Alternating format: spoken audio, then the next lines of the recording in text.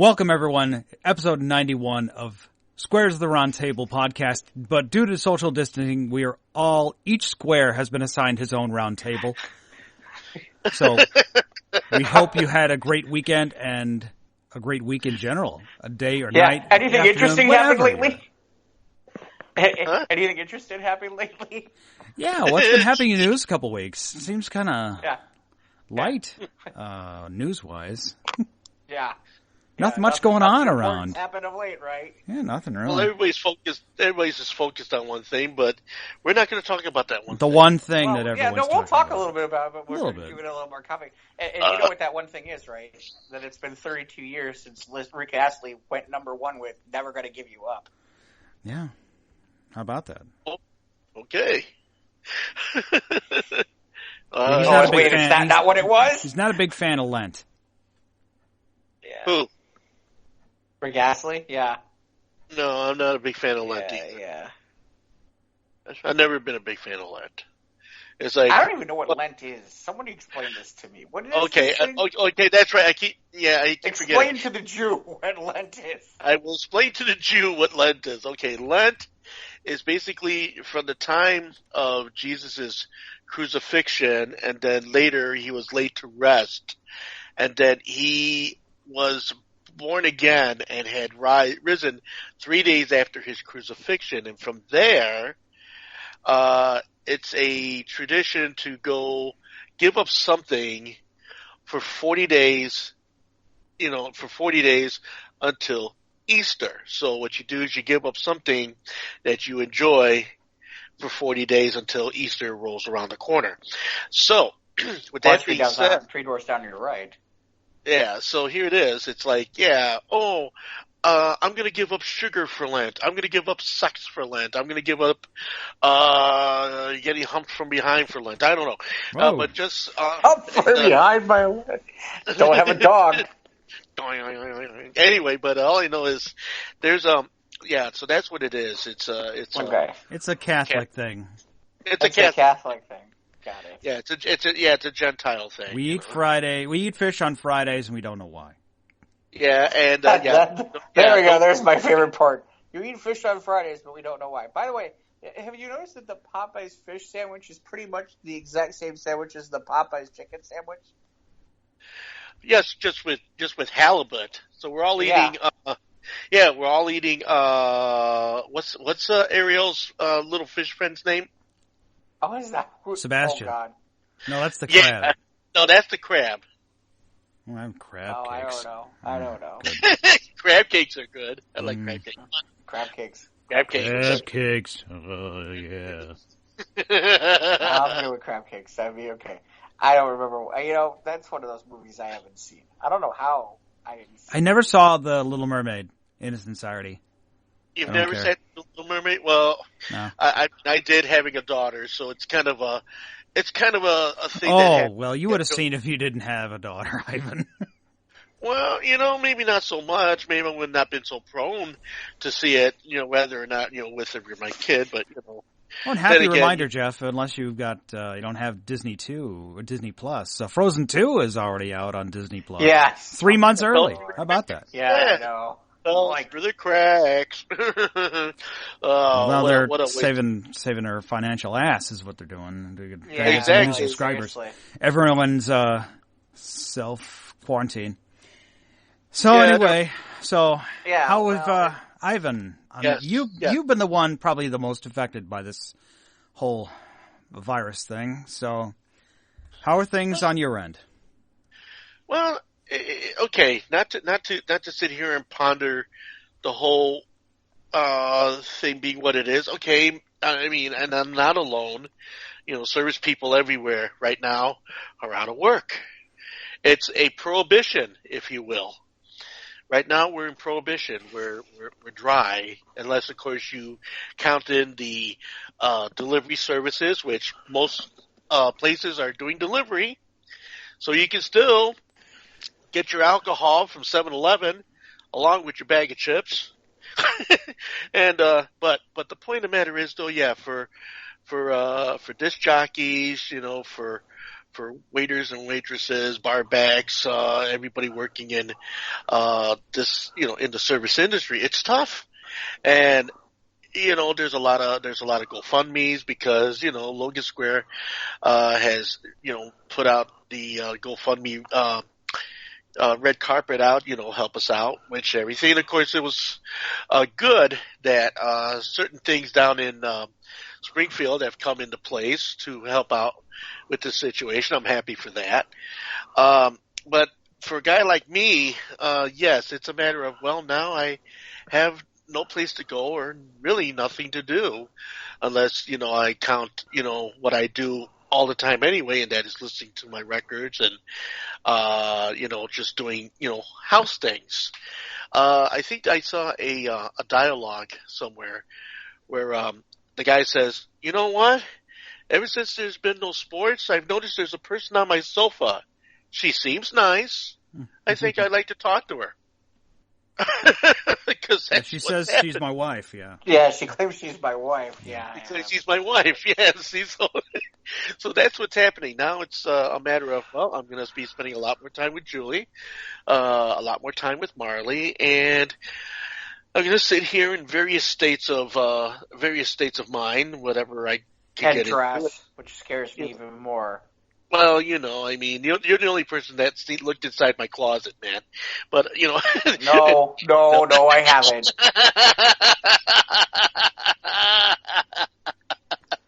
Oh, Jeff. Hell no. He's so curly and twirly. Anyway, okay, but all joking aside, though, but yeah. If you know of your neighborhood restaurant or bar or the people that work in the small businesses, please, if you have an opportunity to patronize them, please do so. They're also doing gift cards, so you can buy them now, so that way you can use them later. The money they get now will help out for people getting their salaries, so get their, to get their checks to continue getting their money. You can also check out the online. There are services, there are links for unemployment insurance. There's also a part of that which also extends out to people who are affected deeply in the situation that we're going through right now. So, but as for me, yeah, I'm not doing any DJ gigs for a while, which is, it is what it is. Does it make me happy? Well, I get to spend more time at home in that respect, yes, but it takes me away from the thing that I really thoroughly love, and that's to entertain and to share music and to be out there to try to make the world a nicer place one event at a time. And because of this, Stern Pinball canceled. They're postponing their event, which I was going to do this week. There was also the Laguna Stern Pinball thing, which of course has also been moved. And of course, the places that I work for, Kohl's is closed for the next couple of weeks. Cafe Mustache is still taking orders and is still delivering food and is still serving. So, get online and catch up with them if you're looking for what they have. They're still serving. The Logan Arcade right now is shut down for the next couple of weeks till the situation gets remedied, and however way it's going to get remedied. Personally, win Placer's show, I'm putting my bet on, Placer's show that 14 days, I don't know, that's an awfully short window to sit here and try to figure out what this thing is, but I'm hoping it is only 2 weeks and not, 2 months or, more than that. So I'm hopeful. And, now I get to, create things. I get to put my pencil to paper and draw pictures. I get to write stories. I get to play with my guitar. I get to be the singing cowboy. You get to play with yourself. I get to play with myself. That's right. In more imaginable ways than you'll ever figure. I don't really want to imagine at all. Oh, why not, man? It's a wonderful thing, man. In fact, tonight, once I get done with the podcast, I'm gonna go ahead and put some things out there. So you know. Okay. You're gonna put some things out there. You're gonna put things out there. Well, be careful. You don't want to get arrested. Pussy. No. I'm not going to put anything out there. I mean, I already got my kitty. I mean, my kitty's here. My kitty will be good. But I'm sure it will. Yeah. You stinky bastard, you. You got that right. You know, it's just like in The Lion King. You're so weird. And then, of course, Scar replies, you have no idea. Because you don't. But that's the fun thing. Hold on a second. I want to find out from the person who actually has a place to go and actually has to do things. So, Mike. Yep. Yeah. How's the wonderful world of retail? Well, this is the hardware store is an interesting place right now. We can't work from home. We're in the pits. We're in the field. We're with the we're down with the sickness.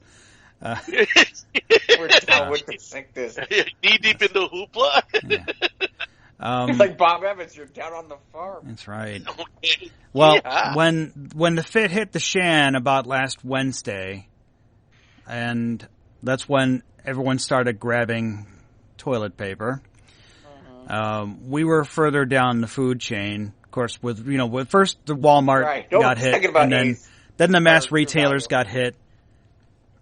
So first it was all the hand sanitizer. Then came the toilet paper.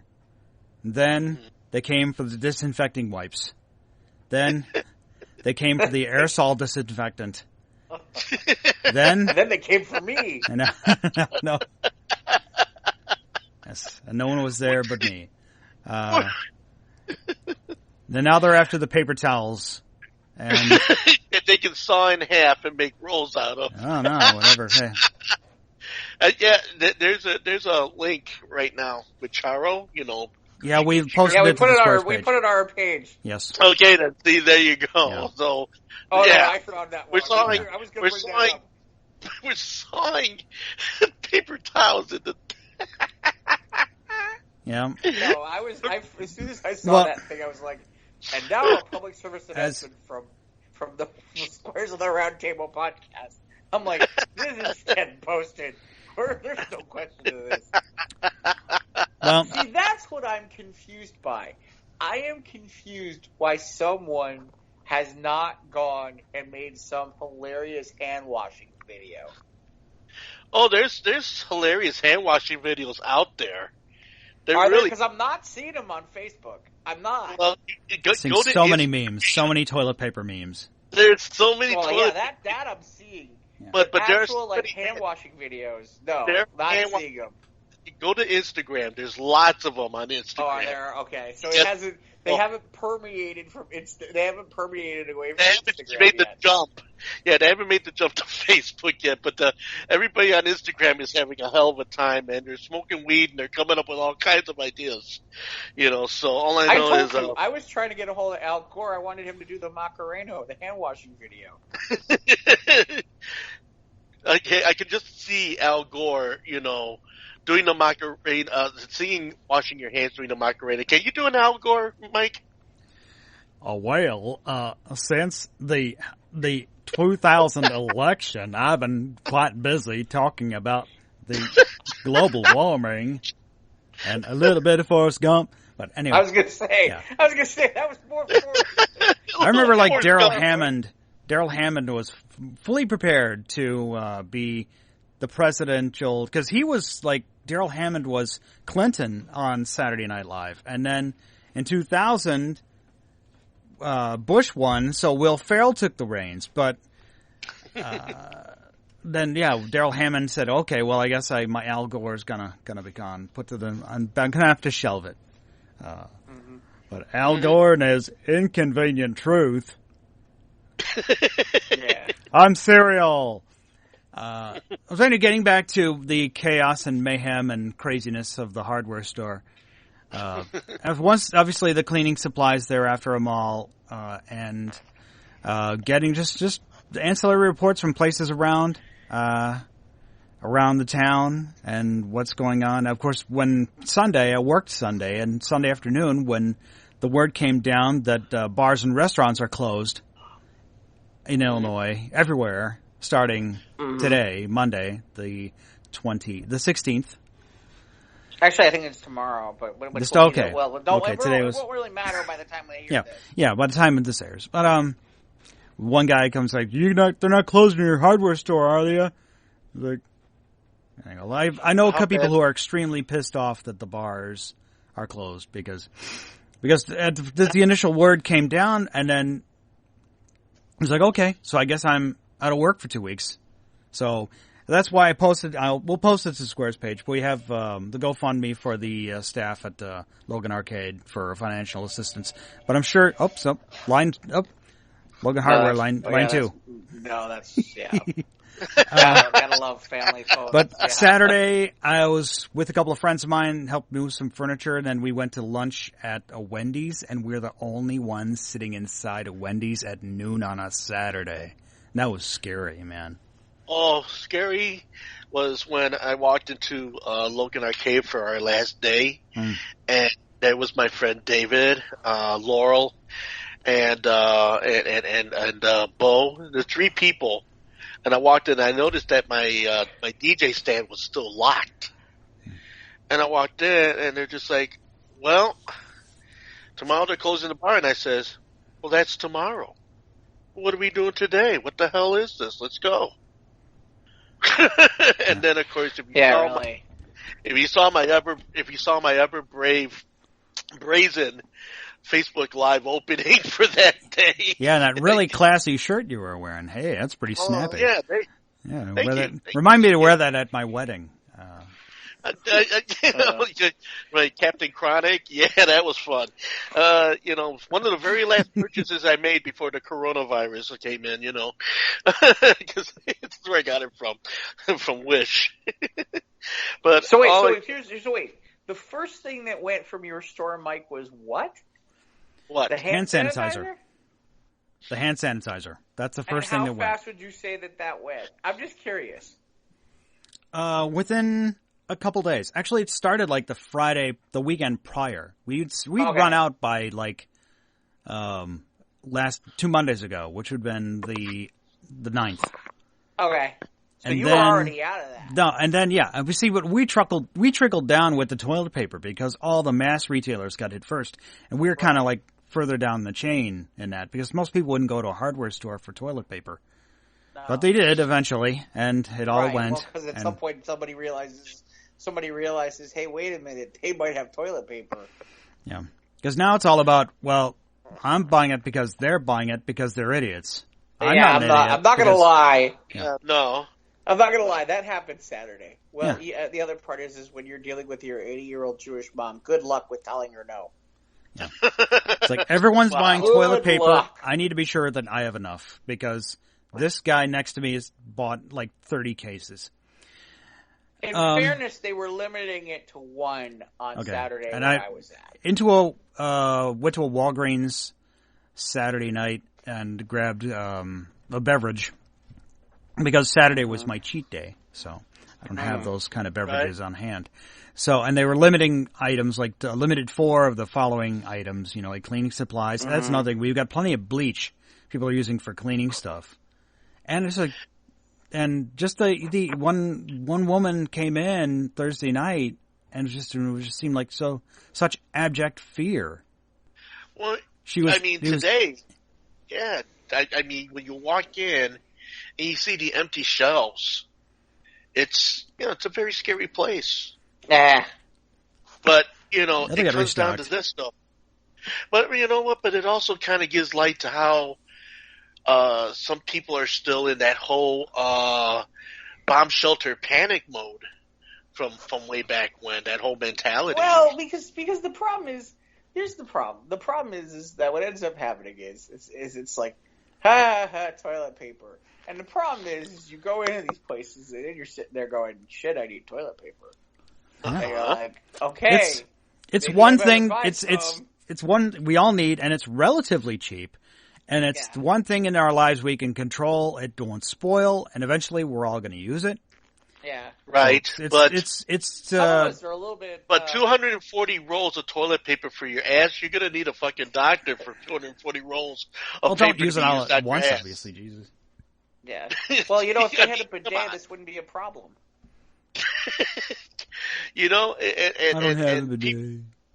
People are. Here's the real question. You're at home. You're at home, right? Right.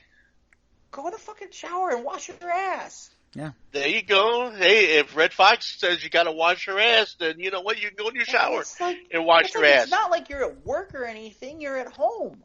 Right. So wash your ass in the shower. A lot of people out and about. I noticed this by the end of the day. A lot of people asking where the bathroom was. A lot of people using our public restroom instead of using our toilet paper here instead of rationing their own at home. That's sneaky.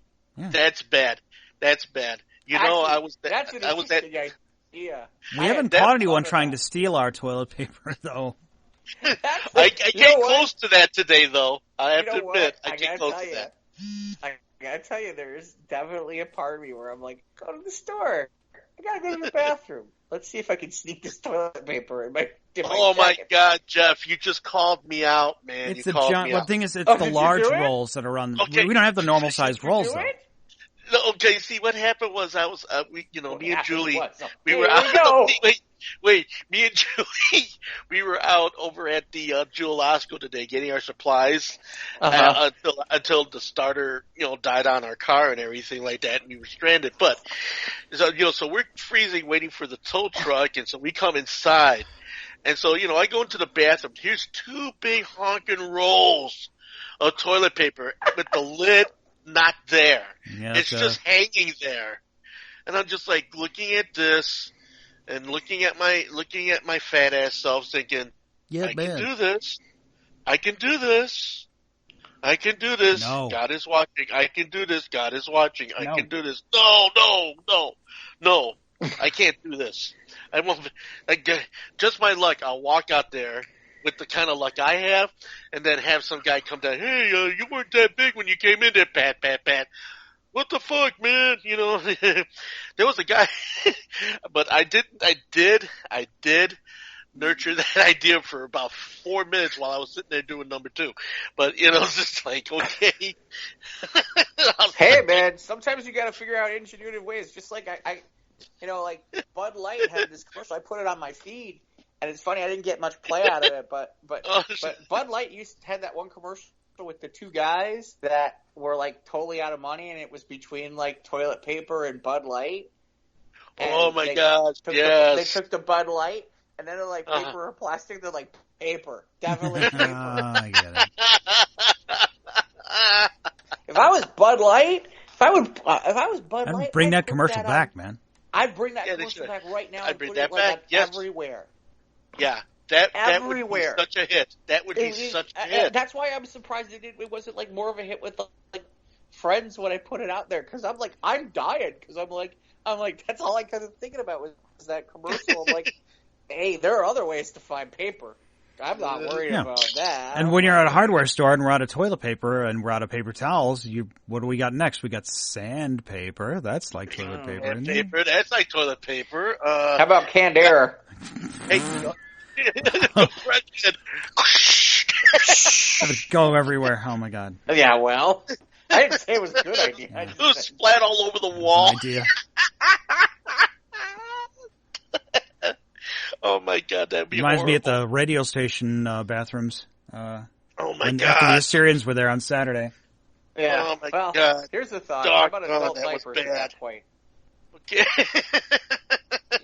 If you're not going to have any toilet paper, at least you got something to poop in and throw it away. Or you could also go to feminine products if you're that desperate. Hey, Oh, no. Yes. That is an exit, not an entrance. Yeah, but the thing is, they still wipe. They still got paper. No. No, I'm not talking about. You sit there and say the thing is. There's no thing is. That is not going up my butt. No way. I'm not talking about tampons, man. I'm talking like panty liners and, Kotex, that type of thing. But, no, I mean. Yeah, the special sized pads, Yeah, the small, medium, the large, and the oh my gods, it's like, yeah. You wipe your ass with an oh my god pad. They have that size. Yeah, they have that size of oh my god. But those don't flush well. No, they don't. Just like in the PJs. I think it's the same. We talked about this last week. You don't use the paper towels. Yes, or the brown paper towels for that matter. Yeah. For some reason, they're lousy. Yeah, they don't dissolve quickly enough in the bowl. Or then of course you got the Kleenex. Yeah, and we have a popular, and so getting back to my Saturdays, of course, obviously, the events that unfolded last time we spoke, with the canceling of TFCon Orlando this weekend, and the Kane County Toy Show at the end of April has been canceled. We still don't know the fate of DairyCon, but I can probably give you an answer to that probably in the next week or so. But Fred's, our fearless leader Fred is kind of trying to be like, remain calm everyone kind of demeanor. That means it's not going to happen. Probably not. If I had to bet money on it, I'm sad to say no.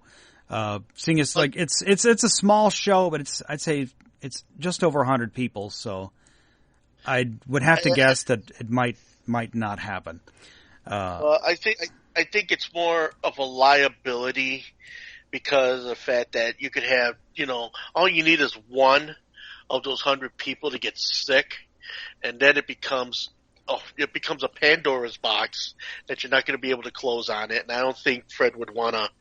I don't know. Would taint to that. You know what I mean? Know. I've not, from what it seems. I don't know. The last I heard, it's still on, but I don't know. But anyway, it's just the changing of how everything, gatherings and such. I mean, like I've got a friend whose daughter's getting married in May, and they don't know if they're going to have a wedding now.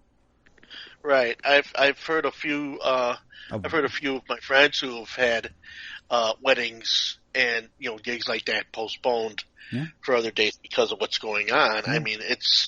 And I know that we're trying to keep this light, but at the same time, we have to consider that, it is us as public servants to, go ahead and just say, yeah, okay, we're with you on this, take care of yourself, wash your hands, but keep your cool.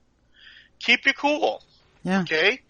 Because you know what? We're going to get through this like we've got through every other thing we've been through. And there have been things worse than this that we have gotten through.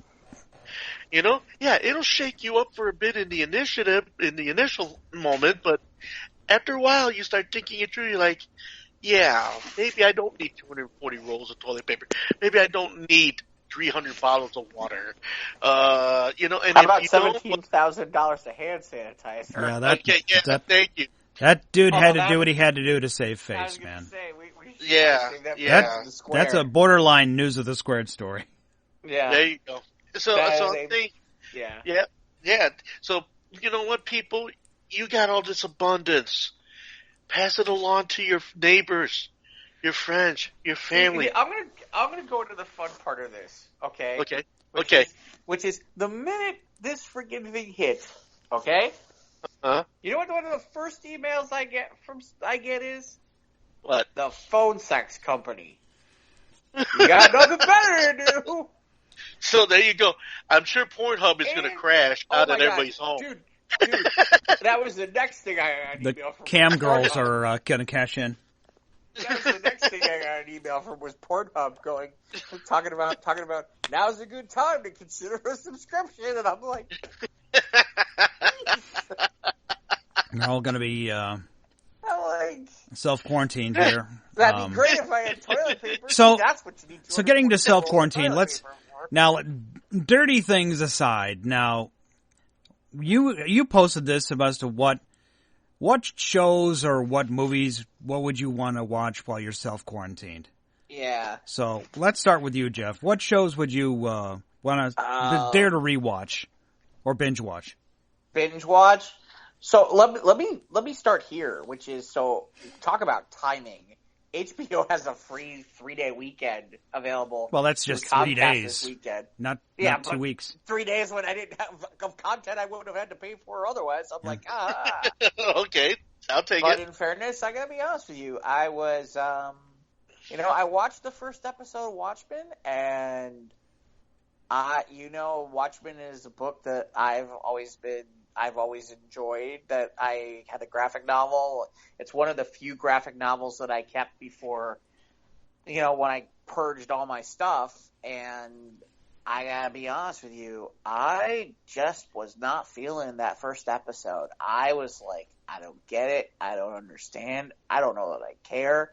I did not feel the need. And it was funny because I was like, I'll watch Watchmen. It's like 10 episodes. There's 8 or 10 episodes. I'll catch that over the weekend and I'll be able to talk about it. And, honestly, the first episode, I was so like, okay, whatever, that I was like, you know what? I don't even want to watch the rest of it. This sucks.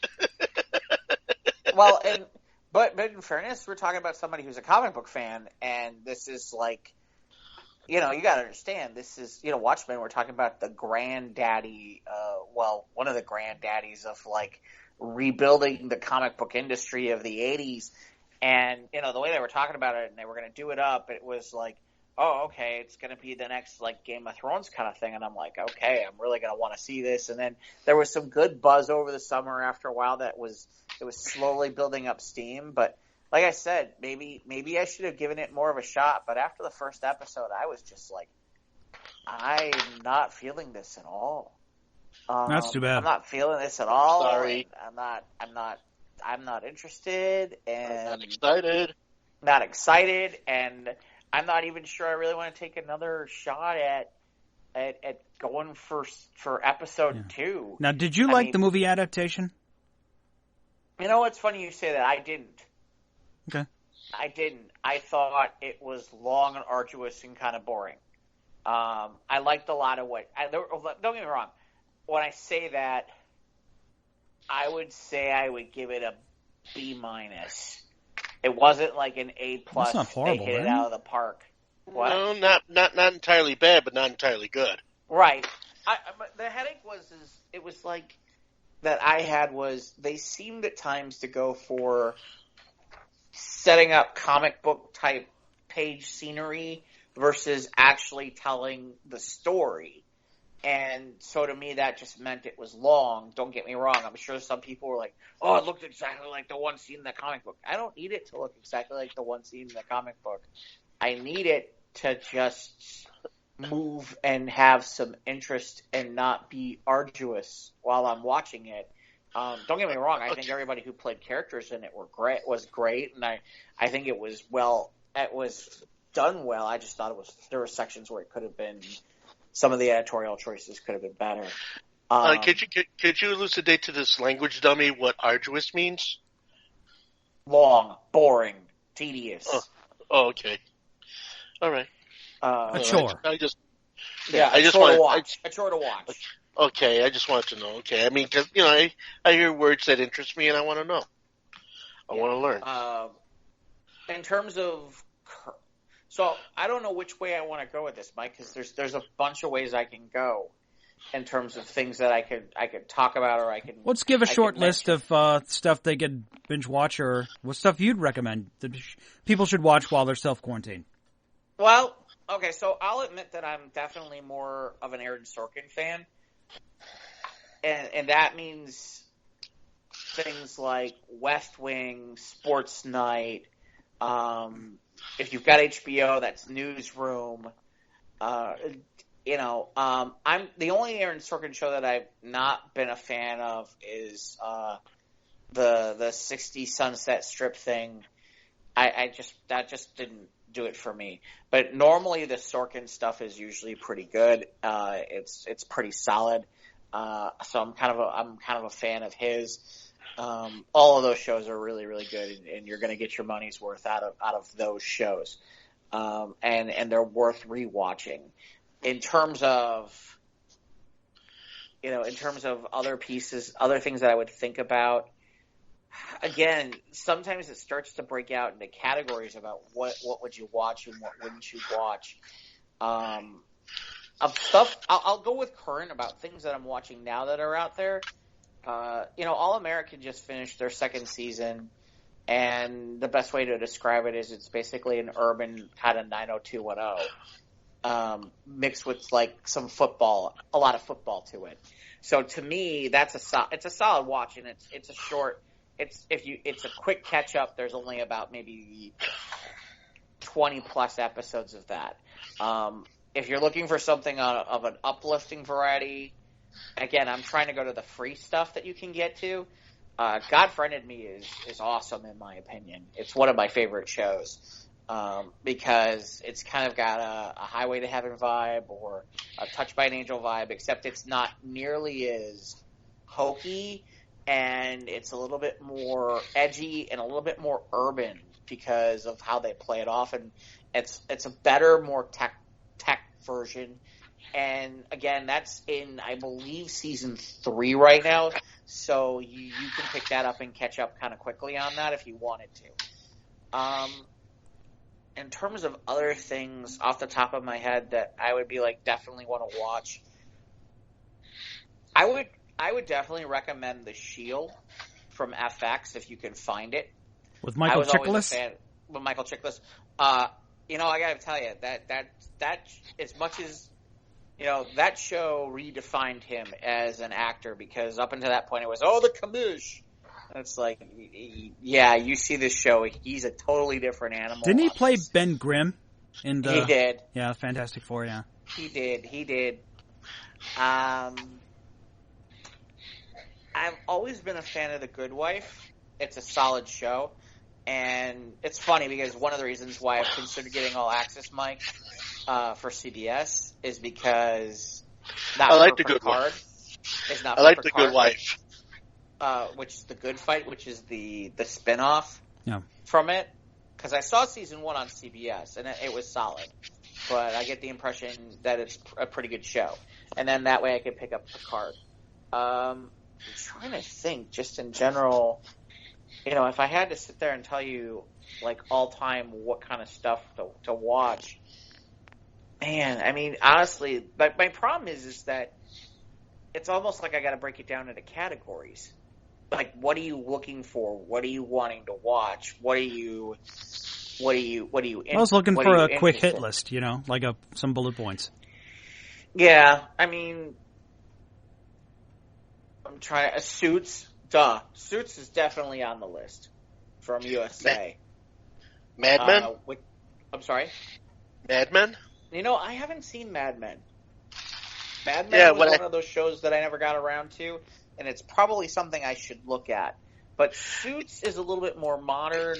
That's the show that Meghan Markle was on before she became the now formerly known as Princess Meghan Markle or whatever the heck she is. Yeah, right. But that's the show she was on. Former princess.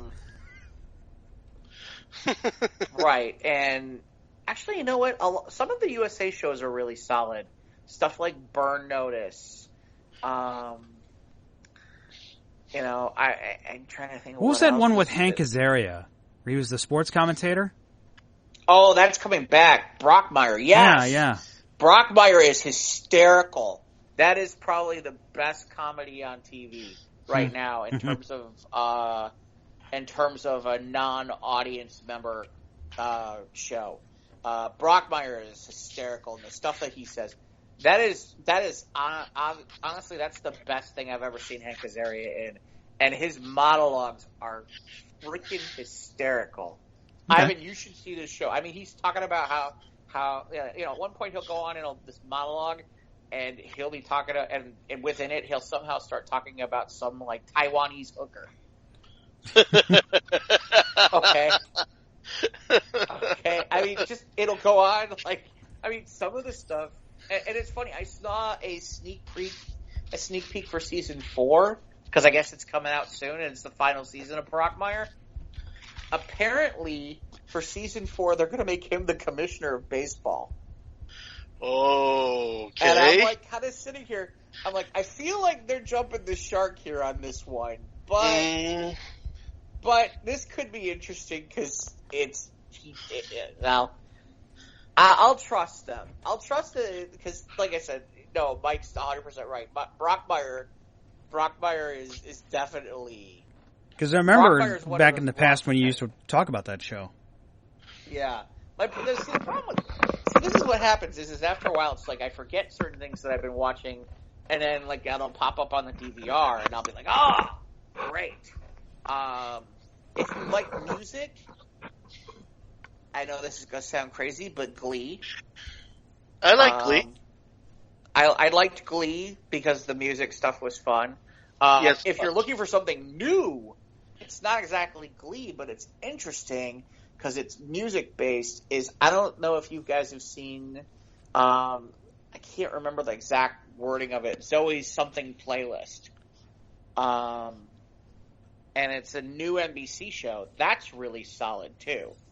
And it's got Lauren Graham from Gilmore Girls. Gilmore Girls is solid too, by the way. You know, that again, it depends on what you're looking for. It really does. I mean, you know, there are days where I kind of laugh because it's like, oh look, here's an entire run of Dawson's Creek. Sure, why not? You know, or 90210 reruns or something like that. I will say Schitt's Creek is pretty good. I still haven't gotten through season pretty good. 1. Yeah, I've seen season 1 of Schitt's Creek, and yes, I have to say that it is definitely something you would want to visit. The whole premise is redonkulous, times 10, but then you just can't help but feel something for the characters alongside the fact that they're in the position that they're in, once very rich, and now the only thing they got left to look forward to is this fucking town that they acquired as a joke to the son. Mm-hmm. And now they have to move to this place, and now they have to try to make the best, they have to try to make, lemonade out of horse shit, and it's just like... The thing is I heard the later seasons are better than the early ones, because, again, I was kind of watching season 1 to get the primer, and I'm like, to get an idea of what's going on, and I'm like, well, it's more setup. It's boring. Well, yeah, that's because it's part of setup. But then once it get into season 2 of Schitt's Creek, then it starts to really ramp up. And then by season 3, you're kind of like, yeah, I'm glad I stuck with this.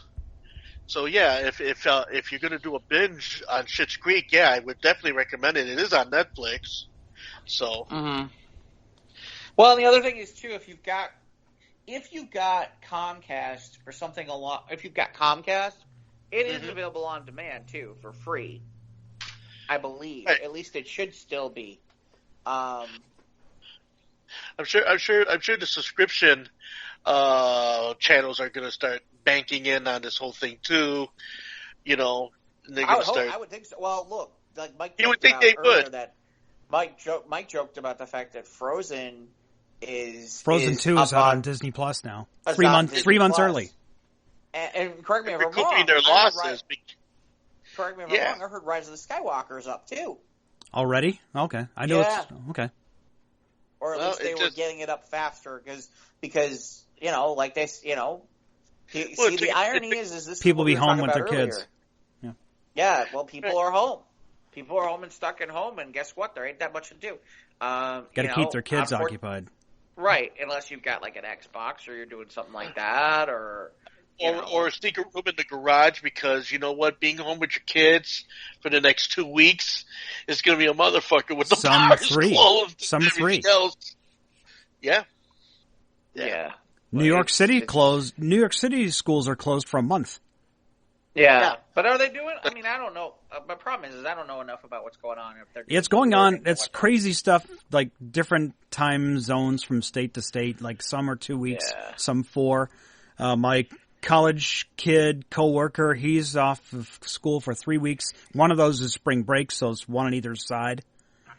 So. My stepdaughter's friend, they're moving them out of the dorms already. A lot of places have been moving them out. Yeah. Yeah, they closed the school till the end of the year. They're doing a kind of a reading assignment, and I guess they're going to be handing grades out online and that type of a thing. Yeah. So it's like, yeah. Poof. Oh no, trust me, I get it. Like, my favorite is first it was like it's been a blast. It's like, oh, guess what? The gaming convention you wanted to go to in early April, not happening. Oh, is that the Midwest Gaming?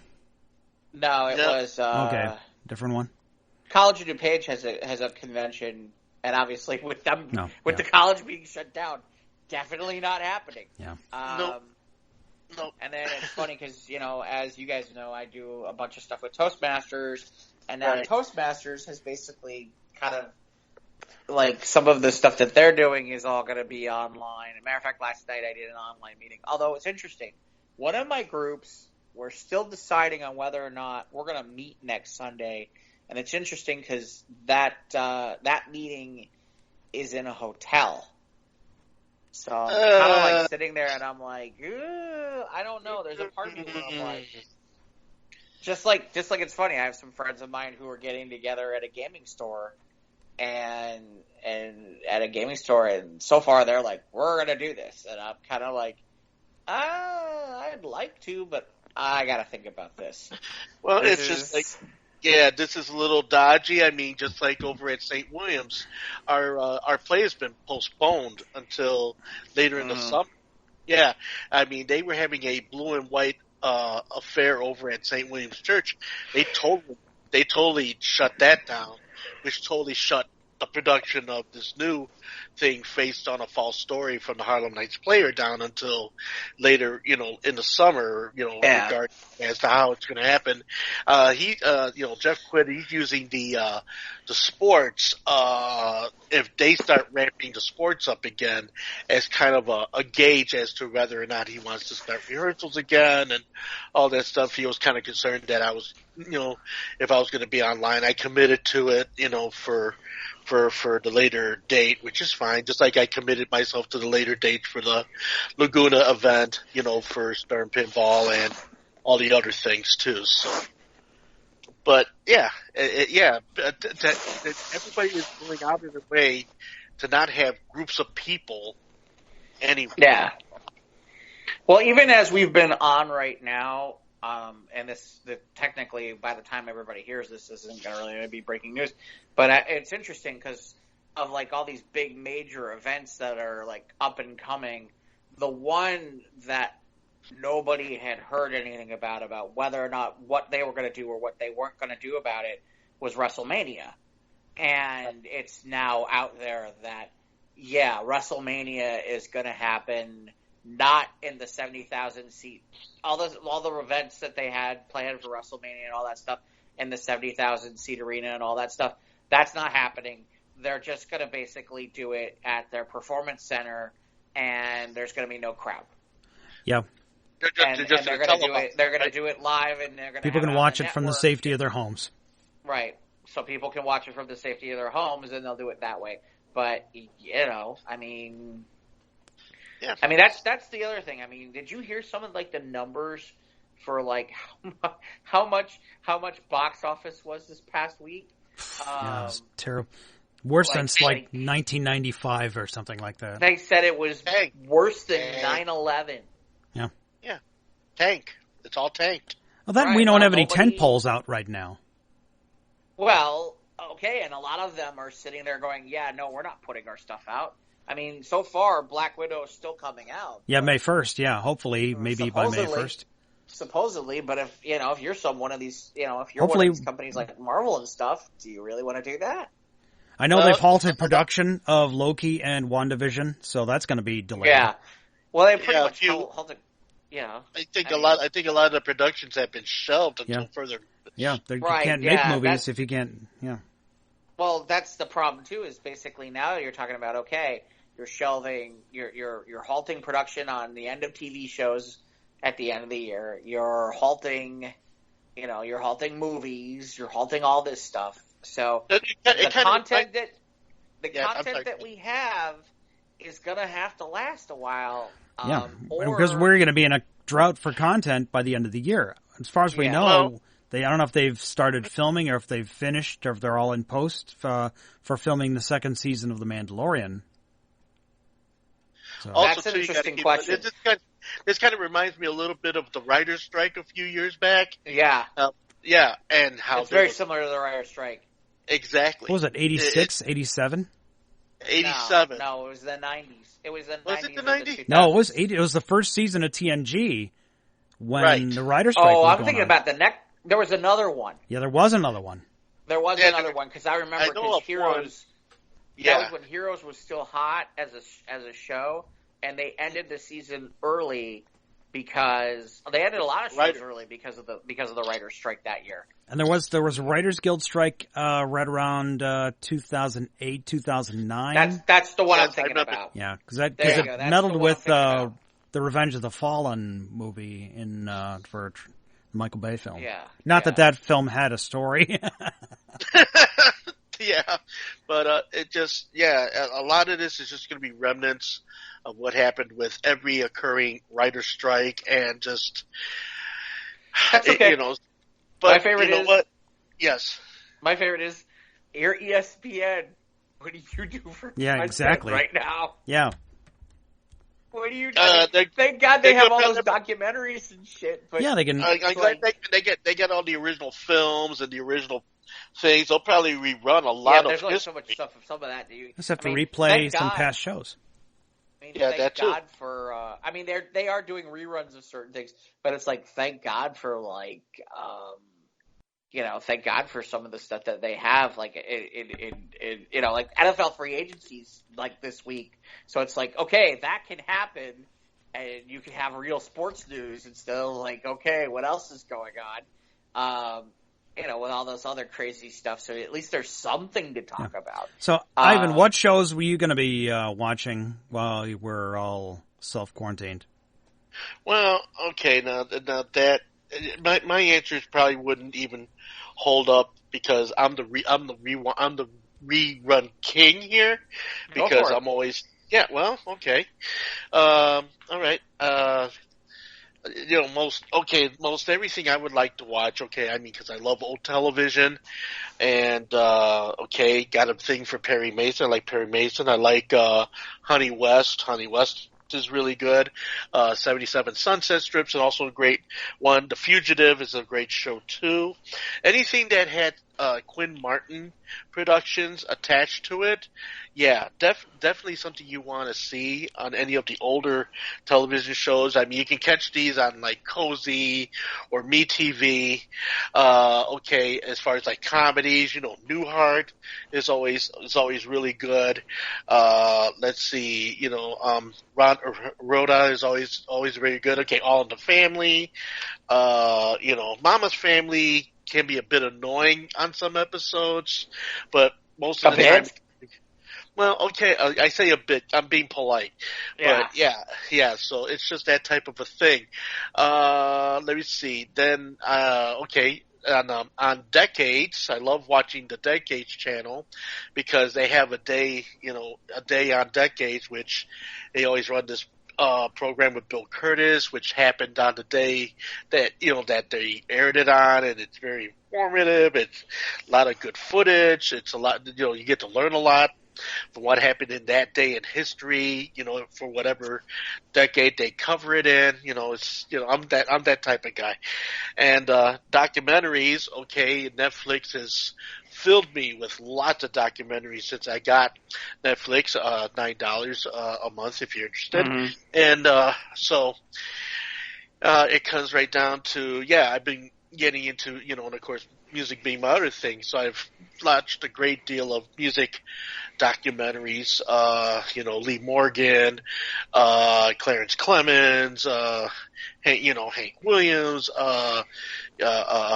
Robert Johnson, Louis Prima, and that type of thing. So if that's, if you're into that kind of thing, Decades, if you're into like the older television shows, let me see, Buzzer, if you like old game shows, are always worth watching. Game Show Network, yeah. My mom loves the Game Show Network. I love the Buzzard and the Game Show Network because you look at the stuff now and you say that'll never wash today. Well, some of the more current stuff on the Game Show Network is interesting too. Well, yeah, that's true. That America Says show that they show the crap out of is somewhat entertaining. The one with I can't remember his name. The guy who's in Pitch Perfect, who's the commentator. I can't remember the guy's name. No, that's not bad. And then they have, what's his name, Alfonso Rivera, or whatever the hell his name is, doing the new 21 or whatever the hell it is. And I mean, see, it doesn't. There's a cat named Mario. He did a lot of stuff on Nickelodeon. He was on Saved by the Bell. Mario something. I can't think of his last name. Oh, you're thinking about Mario Lopez, but he's not on the Game Show Network, I don't think. No, but he is currently doing a game show. I'm just trying to figure out what that game show was. I know I saw him on like one episode. Well, I know he's doing the new Saved by the Bell that they're working on for the Peacock Network. Oh, okay. Now that I didn't know. Okay, I'd like to. Yeah. There's a new Saved by the Bell that's going to be happening where him and Jesse are going to AC Slater and Jesse are going to be parents. Oh my god! To some kid who's going. Is to he going to be like Screech? It's funny. It's funny. Neither him or the one who played Lisa Turtle are involved with this show. Probably because I know why Dustin Diamond isn't with it, which is he's just turned himself into such a mess over the years that it's like, no, I don't think so. It's kind of like what happened to Ron Palillo of Welcome Back, Carter. Kind of on that whole thing. Well, no. At one point, Dustin Diamond did porn. Why would that not surprise me? He did porn, and then he was Well, here's the interesting part. He lives, or at least at one point, he lived in Milwaukee, and he was doing stand-up comedy. Wow. And my understanding is he wasn't that good. And then he wrote a tell-all. About his time, and he sold that to like Lifetime or something like that. And there was a book, but then there was y'all got to pay the rent. And yeah, then he was on like all those VH1 reality celebrity shows like consistently. Yeah, like the other 15 somethings that came, falling through the cracks of broken productions and dreams and shows. Like the guy who decided to leave American Idol after season 1. I'm good. I'll leave. I don't want to do this show. You go ahead, Ryan Seacrest. You go right ahead. Yeah, bye. I'll tell you right now, if I was that guy, I'd be in therapy for the rest of my life. I don't even know that I'd have gotten on a show that was like a reality show and like had to admit that. I would be like stuck in a sanitarium for the rest of my life. Oh, like dude, sitting there going, I walked out of American Idol. Well, money isn't everything. Doing? What? Well, yeah, money isn't everything, and your sanity is should be a lot worth a lot more than that. Yeah, but it's like the guy. Hold on a second, Ivan. It's just like the guy. Who is the guy who walked away from the Beatles? Oh, well, okay, the guy that walked away from the Beatles. That was before John Ringo. Lennon. Yeah, before Ringo. Oh, you're talking about Pete Best? Yeah. Yeah, Pete Best, the drummer. Yeah, Pete Best. Well, he didn't walk out. Yeah, he didn't walk out on the Beatles. He was actually replaced. Interesting story about that. Okay, because it was so funny because the other 4 Beatles, because there were 5 at one point. Right. But the other 4 Beatles, they went to see Clapton. Yeah, at one point thought he was a Beatle. No, I don't think so. They went to see Rory and the Hurricane, and the guy, Ringo Starr, was in that band, and the other 4 Beatles said, because I'm including Stuart Sutcliffe, which of course he was there more for looks than anything. But anyway, they said he would make a better drummer because he was more rock solid on the beat than Pete Best was. So what they did was when they went in to make Love Me Do, they had 2 drummers that day along with Pete Best. Well, they did the take with Pete Best, and it was They did the one with Artie White, which was the house session guy, which ended up becoming the first release of that song.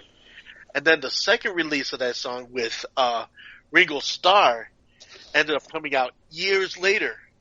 But Pete Best had no idea that he was going to get his ass kicked out that day.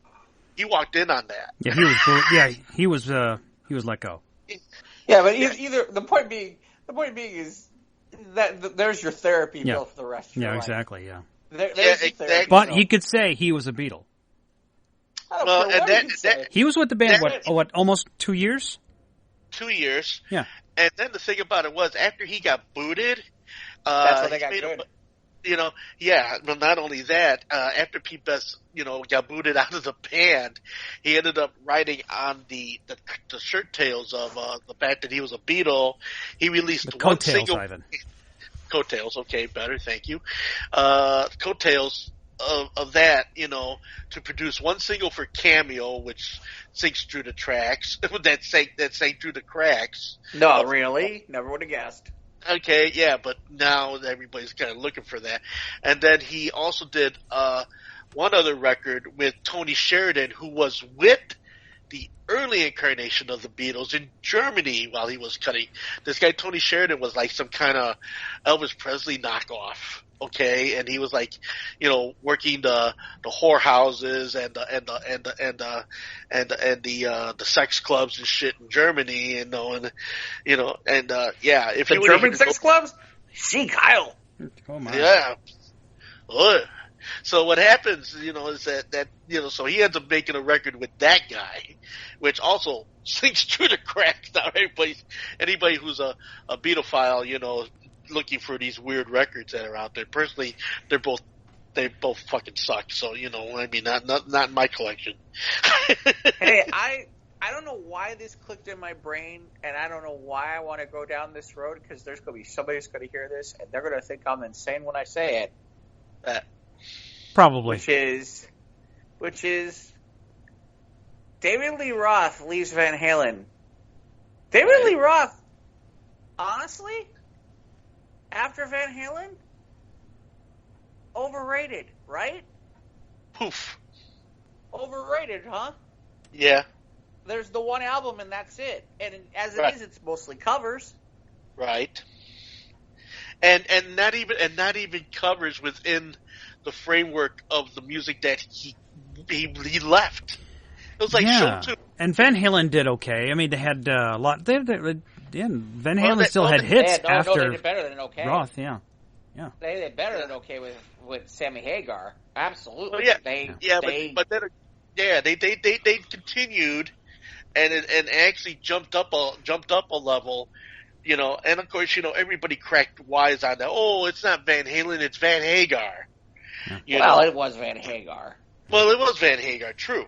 But at the same time, you had the haters will always hate. But the point of the matter is, at least Sammy Hagar sank his money, into all different types of things, that actually kept him in the money. I mean, he had an alcohol that was out that's still doing good money. He's got this club in Hawaii that's actually a tourist attraction as well, and he ended up doing a production company with other musicians and stuff. So Hagar did well. Yeah, but didn't he do a tour with David Lee Roth? I remember hearing that he did a tour with David Lee Roth. Yes. Wasn't there like a reunion kind of planned? No, there was no. It wasn't a reunion thing. It was him and Roth did a tour. And they did a tour. It imploded. It totally sank like a stone. Yeah. Okay, so we need a Pete Best and David Lee Roth cover album. Plus, we really don't.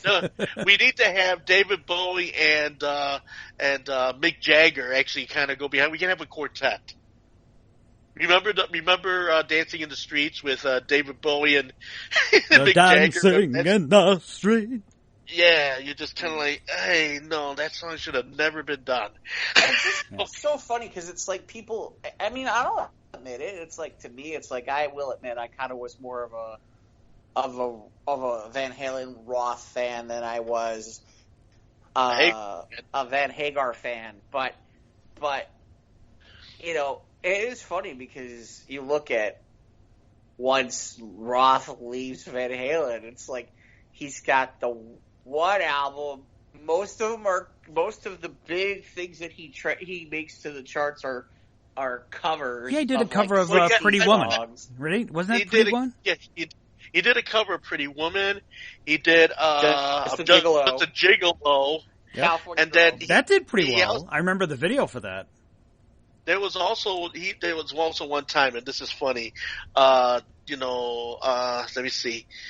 The guy that does the Spanish show, Sábado Gigante.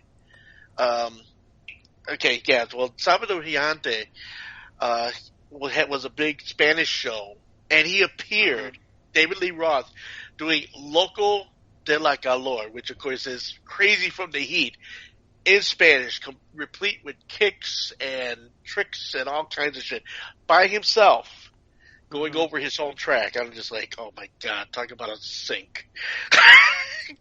Well, right, because it's like, what? It's Pretty Woman, it's Just a Gigolo, it's California Girls.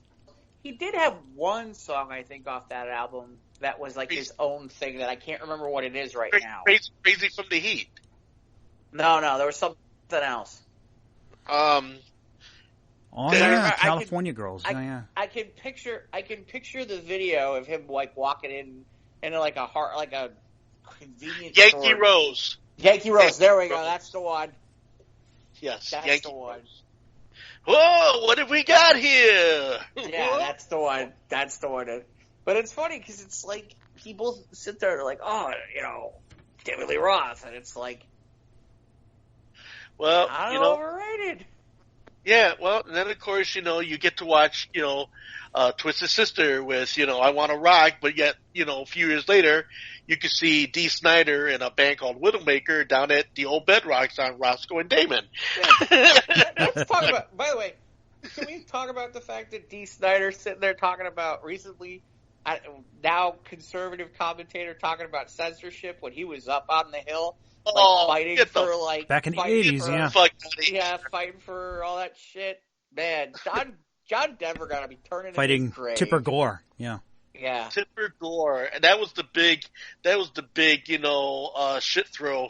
We had they're putting the parental advisory labels on the album covers. On the album greatest cover. thing that ever happened to radio to album covers, because then teenagers who couldn't supposedly get them, that's all they wanted. It was the forbidden fruit, yeah. Was the filth. Yeah. Anything that said explicit lyrics, not lyrics, explicit content, yeah. Which, of course, then also aided in the boon of hip hop. Yes, it did. House and gangster rap. Why? Because it was something that was nasty, and it was what I wanted and more. Of course, that Two Live Crew album. Tipper Gore did every favor with that bullshit. That Two Live Crew album is some of the nastiest shit you've ever heard in your life. Oh, yeah! I mean, some of it's really... thank you for fucking the fuck shop. I mean, they wouldn't even play that on MTV at night. Nope. No. Yeah. No, Cop Killer was another one. NWA, a lot of their... Yeah, I'm sorry, go ahead. Cop Killer, the best about Cop Killer is you don't even want to like listen to the Ice-T version. You want to go find where Charlton Heston is reading the lyrics like King Lear. That's the good stuff. It's it's right out of like a Shatner kind of thing, and it's like, really?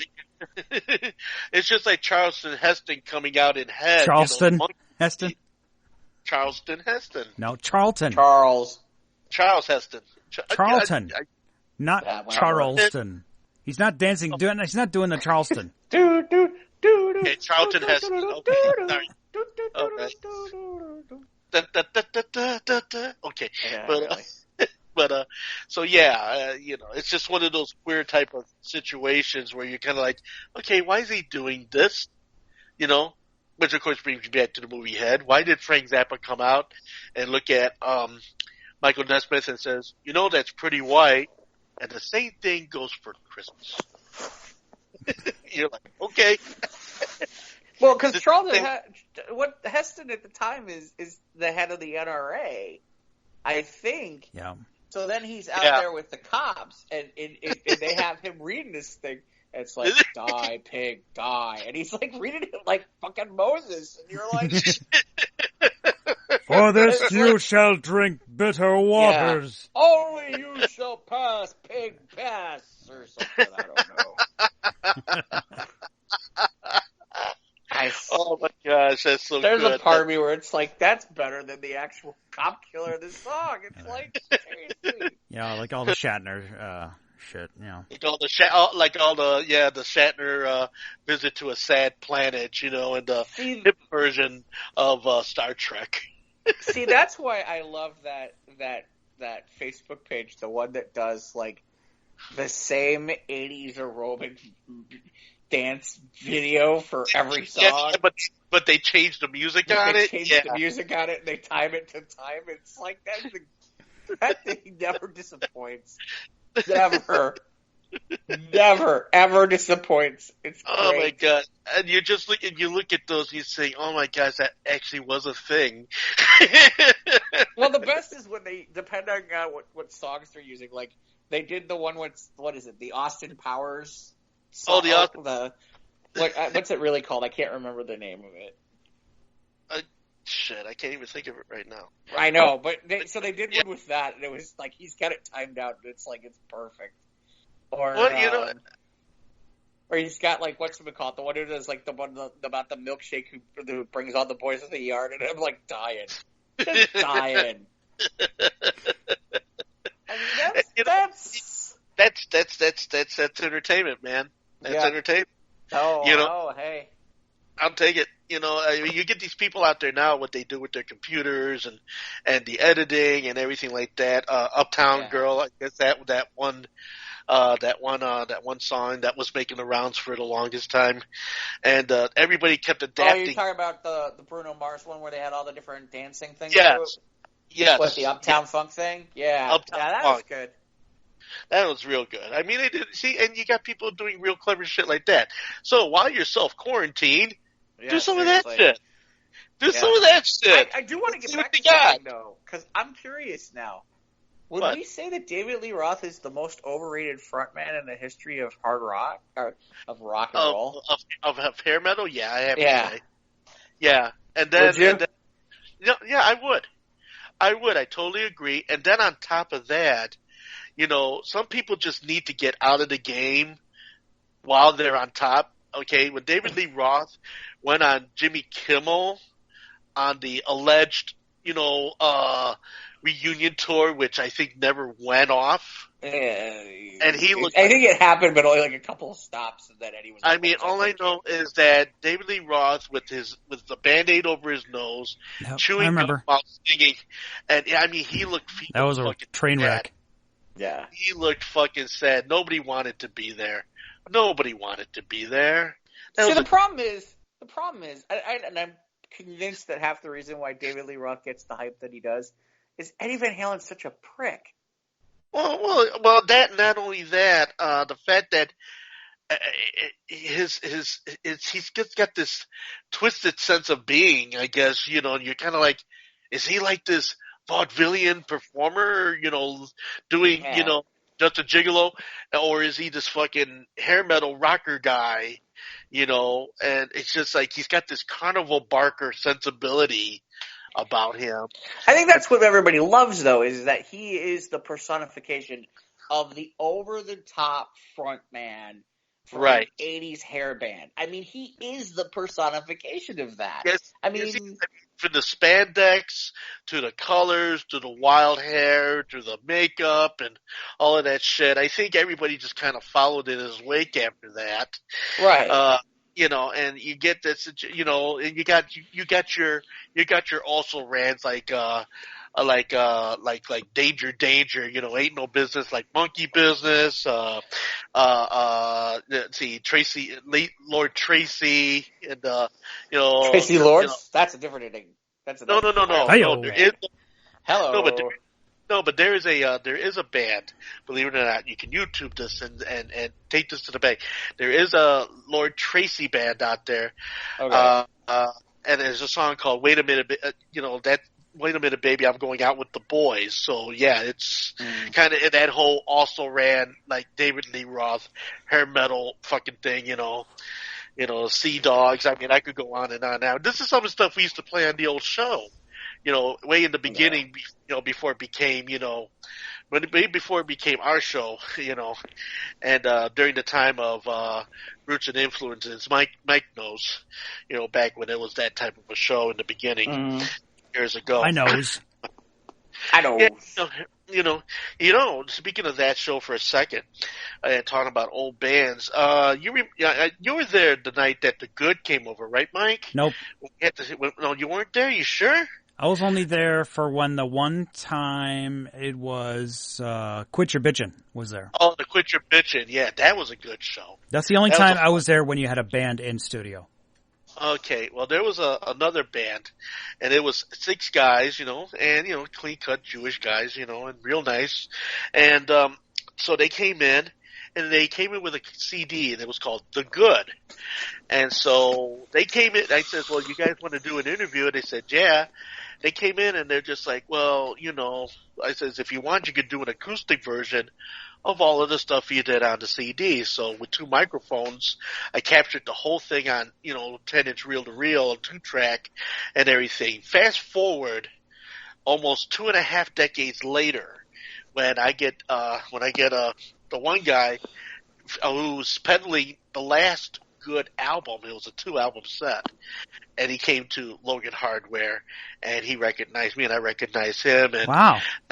And now he's got a band called Tiny Bit of Giant's Blood, TBGB, and it's also a they're making the rounds right now. It's kind of a pseudo psychedelic pagan type of a band. In fact, Jesus. They sent an invitation to their show by mailing me a tiny bit of Giant's Blood in a little vial with some different scrawl on it. Okay, Julie looked at it and says, I'm not drinking that. And I said, do you think I want to drink this? I don't know what the fuck this is. Yes.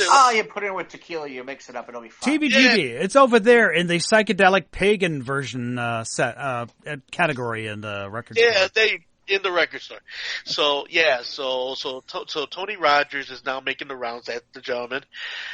He's making the rounds in TBGB now. But yeah, it was surprising to see him in the store with the last Good album, which I purchased it. My good buddy Johnny's just like, not so much. But I took it home, and like I said, it was just the band that 25 years ago they kind of evolved in the studio there, and they sounded just like they did 25 years ago when they did the tracks. Is that a good or bad thing? No, it didn't move. It sounded great, but it didn't evolve. You know what I mean? That's just why I'm saying, is that a good or bad thing? No, well, if it was solid, it's a good thing. The album's good. I like the album, but I'm just thinking when I listen to the album, I keep thinking back to that. That tape we did back at Weef, with just the 2 microphones. I'm just like, wow. I guess we started something with that because they ended up staying with that afterwards. But but like I said, good luck to Tony Rogers and TBGB. I still have the master tape. Come find me if you want it. It's yours. You can have it. It's all good. And so yeah. Other than that, it just comes right down to what happens with the bands and everything. Yeah, lots of music you can watch and rewatch while you're at home. Revisit your teenage favorites, your childhood favorites. I know VH1 still shows movie videos. I know TNN has got country videos if that's your thing, and they show a lot of the older, and plus the newer television shows or the video clips or the videos of the newer artists. Go to the MTV archive and find the unplugged version of REM's It's the End of the World as we know it, because that's getting airplay now. Yeah. But MTV Unplugged was a great show. It was. That's worth a revisit. Yeah. That's worth a revisit too, Actually, that's a phenomenal idea. And I think that they for live shows, yeah. Yes. I think they were great. Actually did some more recent ones in the last decade or so too, with some artists. Well, I I know they did one when Jodeci had the big hit lately, the one that was written by Stevie Wonder, and then they all did it unplugged, which I think the Jodeci take from the Unplugged ended up becoming the 45, which ended up becoming the big hit for Jodeci, because that was the show they had Father MD on, and they had a number of other, I think it was Heavy D and the Boys was on that session too, and everything. Yeah, that was a really good one. Nirvana, everybody talks about the legendary Nirvana MTV Unplugged, which that was a huge one. But I've always thought that the MTV Unplugged was a phenomenal idea. So that's really something worth revisiting. If you haven't heard any of those, check them out. Any of them are really, really very good.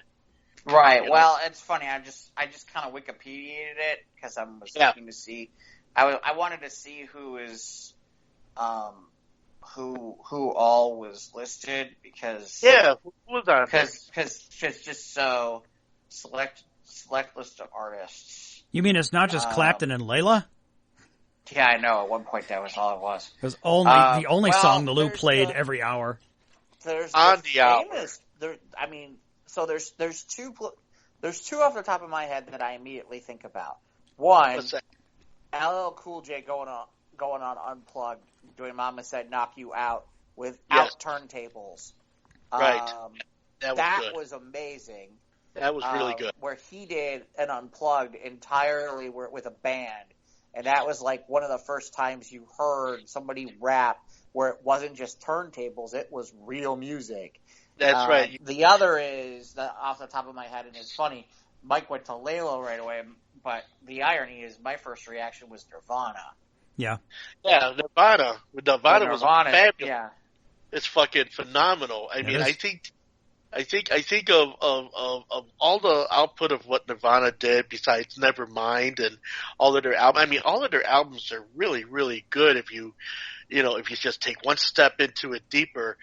It really does hold up today, as far as, but that MTV appearance is, to me, and definitely worth a revisit. One of the best Unplugged. Yes, one of the best Unplugs they had on that series. And then, of course, the one with Heavy D and Jodeci and Father MD and all that. That's another good one, too. Well, and keep in mind, too, the Mariah Carey version of I'll Be There from the Jackson 5. Yeah, that resuscitated. For the first time at Yes. MTV Unplugged. And that went number one. Yeah. Yeah, That's sure one did. of Mariah's number ones. Which, that's one of the... Didn't the Chili Peppers do Unplugged? Yeah, I'm looking did. to see who's... We're talking about Queensryche, Annie Lennox. Yeah, I went to see Queensryche live. Rod Stewart, I think, did back when he's still I'm viable. At certain ones like Rod. Yeah, I'm seeing Rod Stewart. I guess Aretha Franklin did it at one point. Roxette, Midnight Oil. Yeah, Rod Stewart did one in '93. I didn't remember that Duran Duran did one in '93. I bet. Yeah, was that for Ordinary World? I think. Ordinary World, I think. Yeah, it was for Ordinary World. It probably was. Although it seems early for Ordinary World. Well, maybe not. Here's Nirvana. They have a big thing on Nirvana. I guess Bruce Springsteen did it in '93. I didn't remember that. I remember that. I remember the 10,000 Maniacs did it. Yeah. Bob Dylan, the Eagles. I think I was out of the Eagles thing by that point. Jimmy Page and Robert Plant. That one I saw. In '94, Stone Temple Pilots, Phil Collins. Stone Temple was Phil great. did one? Phil did it Unplugged? Yeah, Yes, I'm surprised too. Actually, this next one is the one that I should have remembered too, is when Courtney Love and Hole showed up. Oh, yeah. Because it's after Kurt Cobain, and that was a monstrous performance. Kiss apparently did it Unplugged. See, the problem is that at some point it started to get where everybody seems like there are very few artists that I'm looking at on this list where it's like, based on the time frame, it's like, seriously, the only people I'm looking on this list who were at the time is like, as long as you weren't a pop band. Although it's funny, here's George Michael, 1996. Yeah. Did it? Did Pearl Jam go on? I don't. I don't know if check out his Soundgarden was on there. No, I don't think so. Well, here's Alanis Morissette. Yeah. Alanis Morissette. She was touring Jagged Little Pill at the time too. Right, that's Jagged Little Pill. The Course, yes, the Course was a big deal at the time when they did it. And then it's interesting because you get into the 2000 ones where it was less frequent. Lauryn Hill. Boy, there's somebody who. Look, I love. Yeah, they'd be a great musical. Lauryn Hill. I love Lauryn Hill. The education of Lauryn Hill. But one freaking album, and then she disappears. Well, but everybody... I mean that just okay. Yeah, done. All done. Yeah. Well, you know what? And you'd be surprised at the gravity of somebody's artistry that just transcends after just one album, and it's that like... everybody's fucking looking for still. So yeah, MTV Unplugged is a great rabbit hole for musical. Actually, no, I forgot about this. Jay-Z did it in 2001. That's a real good show too. That's a good one too. That's a phenomenal one. Yes, that is. It's really. I was kind of laughing because it's like, okay, so here's Ricky Martin, but no, like, I'm surprised they didn't try to do like Backstreet or NSYNC or anybody like that. But wasn't the one with Ricky Martin? Wasn't that on the coattails of Vida Loca? You mean the Shirt Tails? Probably. Shirt Tails. You're just being a jerk. Yeah, that's me. Hold on a second, I'm looking for it. Alicia Keys. Yeah, this would be 2000. No, because this is 2006. This is much later than Livin' La Vida Loca. Yeah. Korn. Korn. So then it got revived back in the summer of 2009. Okay, so I know. Yeah, see, like Paramore, Katy Perry. Which I like Paramore. And then I guess see, it's interesting because I thought it was dead around then, but apparently they've done some since where it's like Adam Lambert, 30 Seconds to Mars. Before Adam got hooked up with Queen. Yeah, boy, that was a lucky. I shouldn't say lucky, but boy, that was a nice pairing. Yeah. That's. Yeah. It was just like what was that one album that I'm trying to think that they got the new lead singer for Genesis? Was it Genesis? Yeah, it was Ray Wilson took over. 90. They did one album in 97 called Calling All Stations.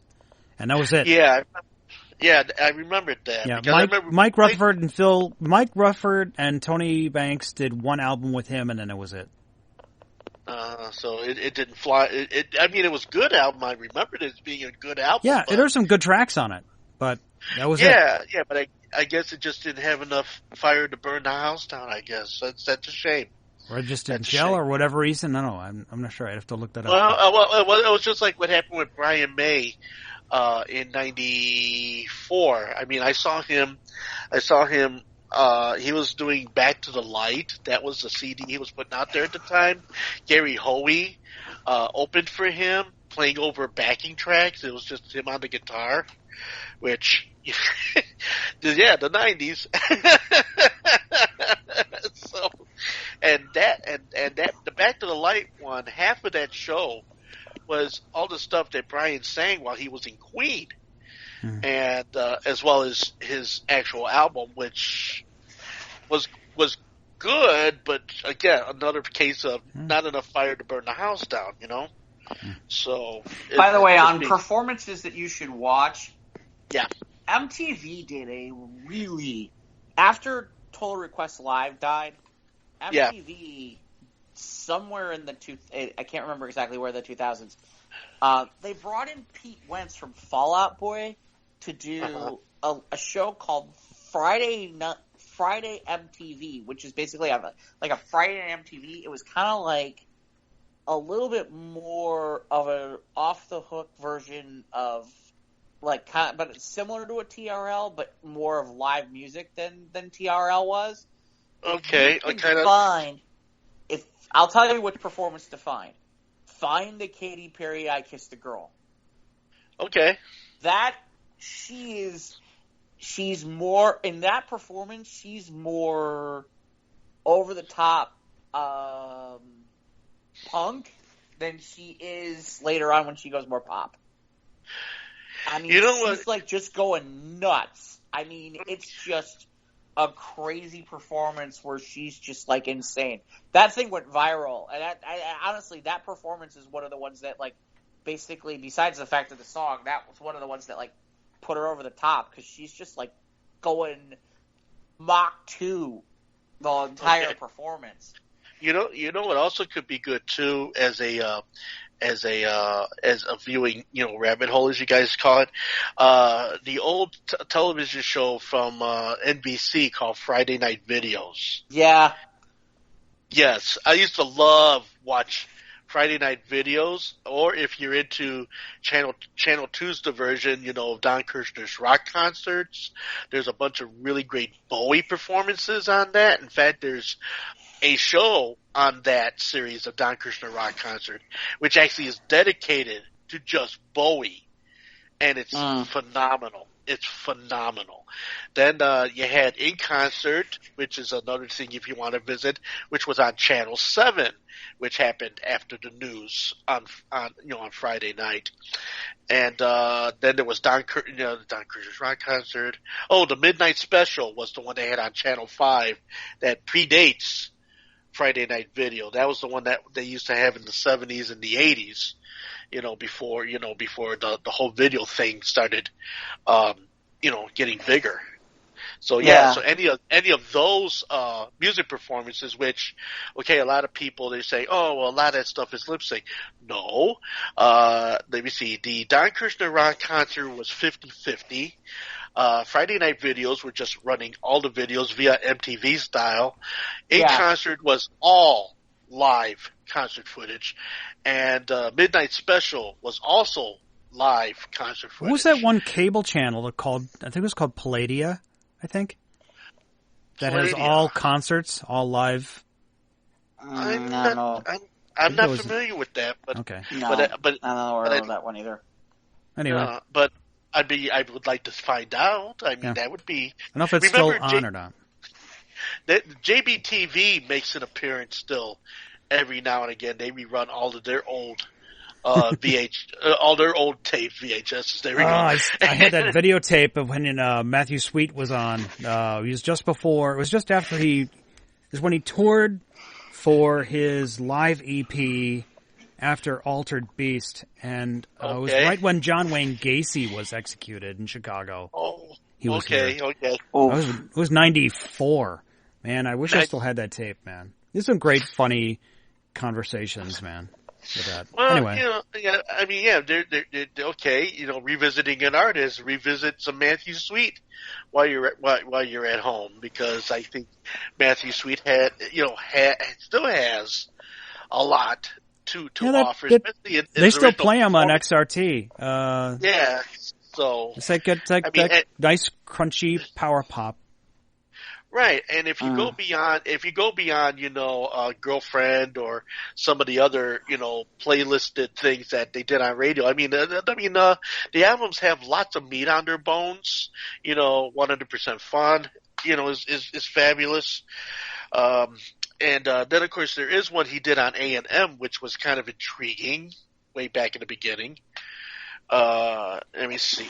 Yeah, there was a two. He had his self-titled, and then there was I forget, it was In Earth or something like that. I don't know. In Earth. Yeah. In Earth. No, you have it right. Yeah. Anyway, there's things to do and watch. Not just watch, TV screen, but also his music too, and concerts are great. Well, comedy too. I mean, there's some comedy. There's some, oh yes. I had to tell a kid. I'd tell a kid at work, oh my God, he hadn't seen Dolomite yet. So. Yeah, well. No, I mean, just it was funny. The other, when I had the flu and I was stuck and I was locked down. By the way, talk about bad timing. Get the flu, finally be able to be like, yeah, I can go outside. Uh-oh. Nope. Corona hits. And I'm shit. Really? Go home. Seriously? No.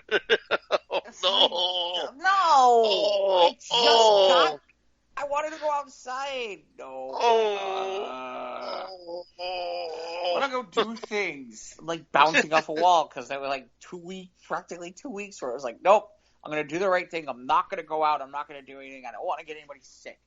Well, I don't want to be that jerk. And wait a minute. I watched a whole bunch of stupid people going out and going, I'm going to go party. That's why Hey, easy does it there, boy, because you know what? I was out there amongst those strongs, risking, might be my sensibility being out there in the public, but you know what? I did it because I loved it, and it was in a place that I was familiar. Yeah, that's what they said. But at the same time, you don't got, 300-400, Irish guys looking for, St. Patty's Day, bombarding all of the bars and everything. Yeah. It's like the people like my sister had friends who were out Saturday night being all like, whoa, hey, everybody, we're supposed to be like chilling. But y'all out like touching each other and drinking, like no, and drinking and touching some more, and drinking and touching some more. Yeah. I was behind the turntables, and and it was just like for me, my philosophy to this whole thing is, this is just one more thing that could possibly take you to a whole other place. But I'm not saying that everybody should involve themselves in that way of thinking, but I think what you should keep in mind, though, is, keep your cool. Keep your cool. Wash your hands. Keep your cool.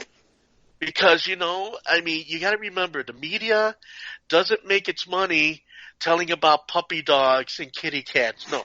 That's not true. They kind of do. Well, they go social ahead media does. Well, yeah, social media does, yeah, but I'm talking about... And they make a lot of money at it. Well, yeah, they do. I mean, look at Little Bub and Grumpy Cat. But I which are both dead by now, by the way. But yeah, okay. not from the coronavirus either. No, not by Corona, no. But you understand what I'm saying, Jeff. I mean, yeah. No, I do. Here's where I get frustrated. I get frustrated by people on social media who sit there and say, "See what the media is doing." Yeah, but you just shared it. Right. You're part of the media. When you're on social media, you are part. Oh well, no, we're not. Yeah, did you see the part in the back that says media?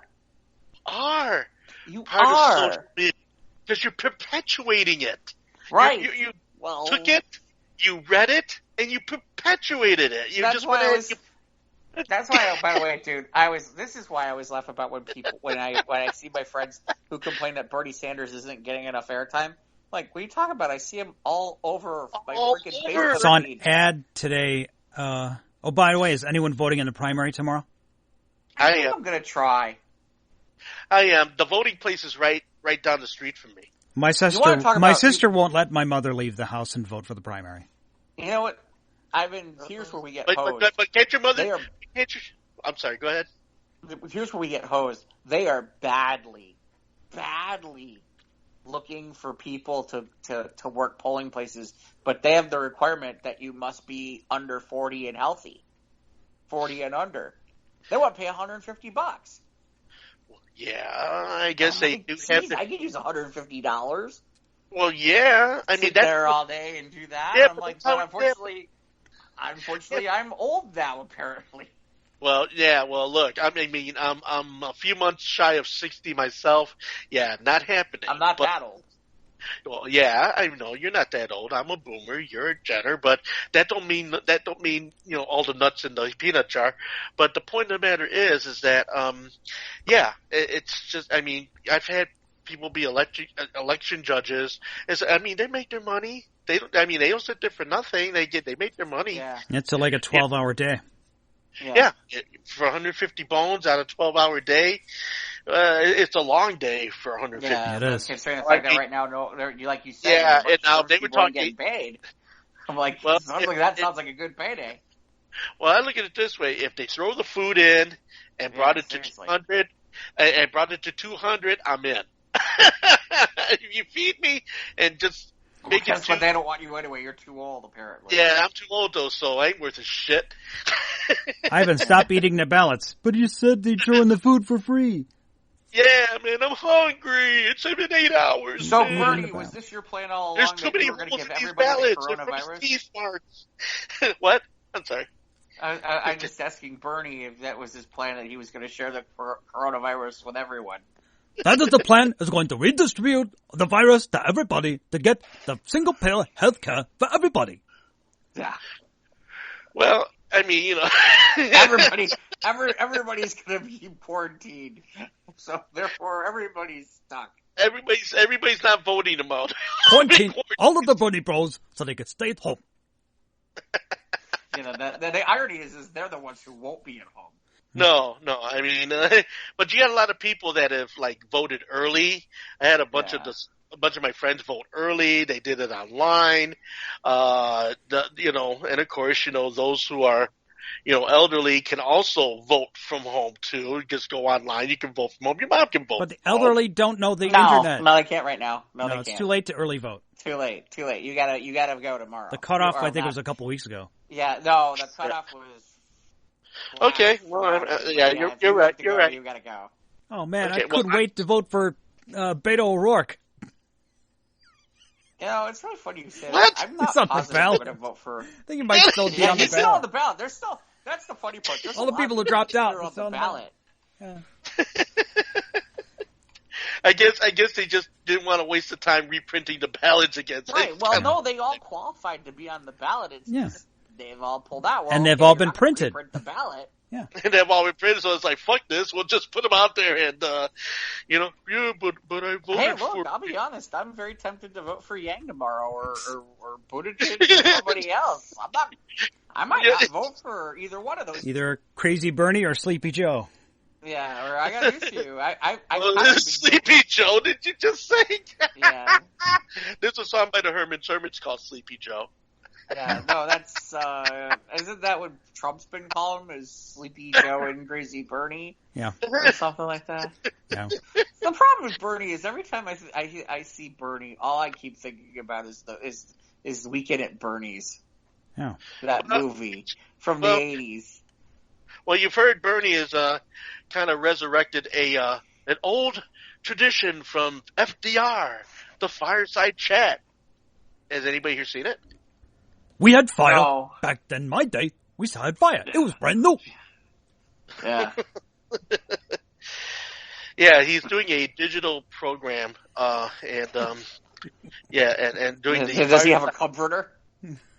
Well, actually, he's got an old wood, it looks like an old wood-burning stove that he's actually lighting up. It's the one I keep in one of my houses. Yes, one of the $3 million houses that he owns. Okay, yeah. Well, now, in fairness, having lived in Vermont, that really could be his home. Well, you know, That Vermont really could be his home. Vermont Those does get people up there are cold. crazy that way. Yeah, but it does get cold up in Vermont. Yes, it does. But Okay. cold and fuck. I mean, yeah. Put it this way, man. You know, it's Winter City in a brass bra. Ding. Let me tell you something. Having lived in southern rural Vermont, let me tell you something. Okay, when the snow comes down as a city boy and you're sitting there going, okay, well, the snowplows will show up sometime soon. No snowplows. Oh, it's Grizzly fucking Adams now, man. No. Suddenly you're going 2 miles an hour on the highway to get back to where you need to go because there ain't nobody on the fucking road and there ain't no plow anywhere in sight. Yeah, living like and your friends from warm climates are going, why don't you drive faster? Because I don't want to die, you idiot. Yeah.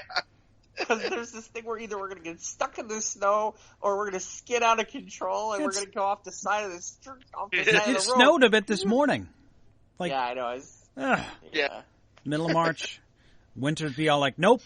We sure could use some warm weather to kill that bug that everybody's all concerned about. Nope.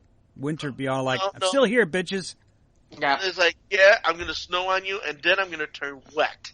Yeah. And then I'm going to kill you. How could I make this even more? How could I make this time even more annoying? I know. Yeah. No sun, and we'll have some snow. That'll piss them off. That'll show them. Yeah, they're all laughing at us in the great cosmos. They are okay. The joke's on us, man. They're totally fucking with the thermostat up there, man. Oh. So much for thinking we're not going to have anything to talk about on this show. Yeah. Yeah, plenty to talk about on this show. We really kind of went all over the place too. But it's fun. But this is what makes it fun, man. I'm with you. I just kind of laugh because it's like, what are we going to film? Like, we're never going to get to 2 hours tonight. Yes, we are. Yeah, we are. By the way, let's get back to Mike's store stories. Do you have any more store stories? 2 hours later. 2 hours later. Got any more store Hey, Mike, stories? how was your week? How was your week? In fairness, we didn't get to mine, but we won't get into that. So. Yeah, I mean, all the public speaking has gone virtual now, right? Yeah, He sounds excited. Everybody's thrilled. My favorite is I kind of made a joke today because one of the contests that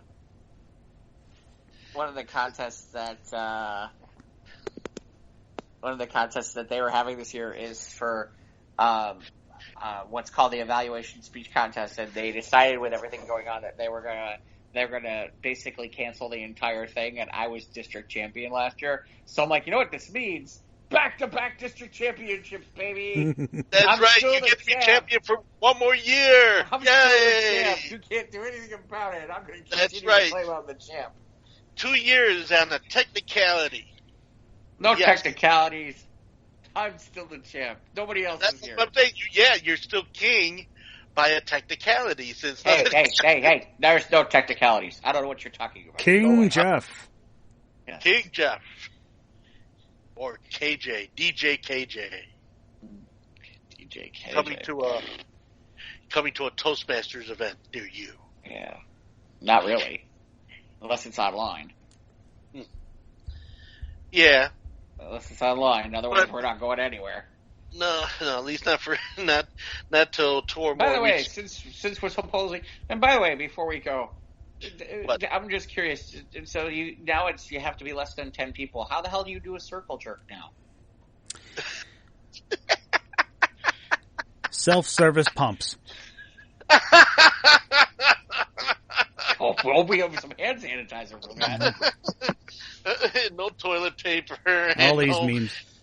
I don't know if you can find the 100% alcohol or 90% alcohol. Just remember, this show has been brought to you by the letter C and the number 19. That's you go. Mm-hmm.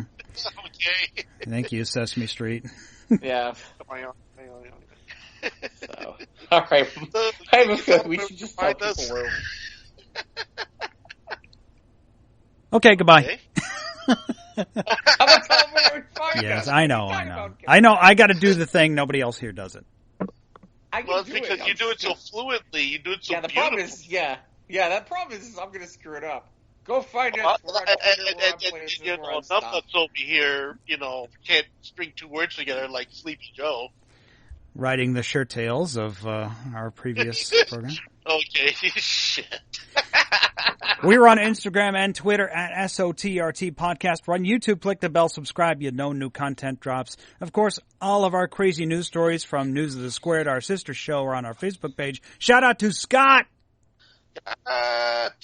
Scott. I know.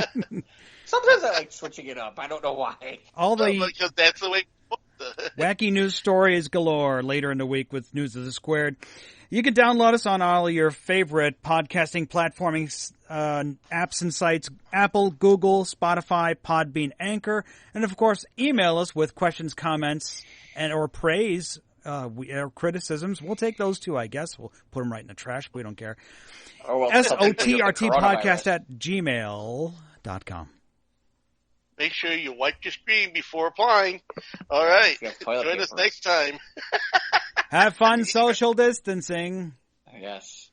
And make sure you listen to us while you're self-quarantining, okay? Be safe. Be safe. Eat more grapes. Are they the green ones or the... Okay, we got to end this show. Come on, let's go. Hey, okay, goodbye. Bye. I do like the green ones.